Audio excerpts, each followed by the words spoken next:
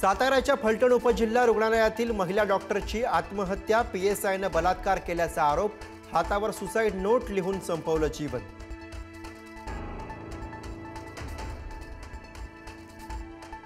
फलटणमधील महिला डॉक्टर आत्महत्येची मुख्यमंत्र्यांनी घेतली गंभीर दखल, मुख्यमंत्र्यांच्या आदेशानंतर आरोपी पोलिसाचं निलंबन, आरोपींवर कठोर कारवाई करण्याचेही आदेश।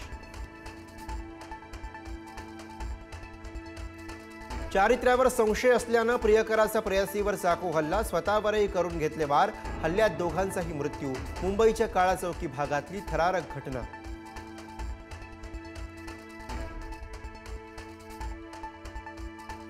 केंद्रीय राज्यमंत्री मुरलीधर मोहोळ मुख्यमंत्र्यांच्या भेटीसाठी वर्षा निवासस्थानी दाखल, रवींद्र धंगेकरांची तक्रारीसाठी फडणवीसांची भेट घेतल्याची चर्चा।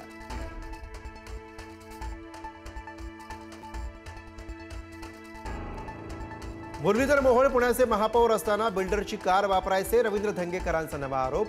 कोथरूडच्या बडेकर बिल्डरची गाडी वापरल्याचा धंगेकरांचा दावा, तर सरकारी गाडी न वापरणारा मी पहिला महापौर, मोहोळ यांचं प्रत्युत्तर।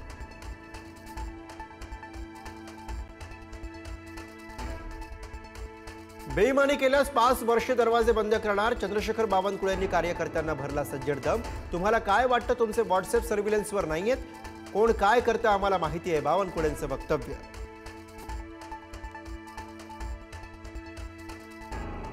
राजभवनात मोदीज मिशन पुस्तकाचे प्रकाशन, 21वे शतक हे मोदींच्या नावाने ओळखलं जाईल, मुख्यमंत्री फडणवीसांची प्रतिक्रिया। तर पुस्तकातील काही भाग शाळेच्या पाठ्यपुस्तकात असावा, शिंदेंचं वक्तव्य।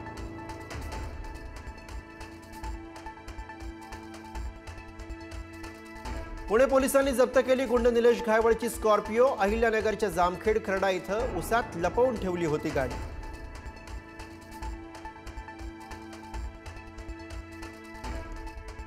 राजाराम बापू पाटील कारखान्यावर लावलेला फलक काही तासातच हटवला।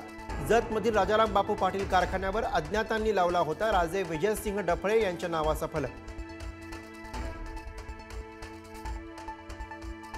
संभाजीनगरमध्ये वंचित बहुजन आघाडीचं आरएसएस विरोधात आंदोलन, पोलिसांमार्फत आरएसएसला संविधान भेट देऊन केला निषेध, कॉलेज बाहेर आरएसएस नोंदणीला वंचितचा विरोध।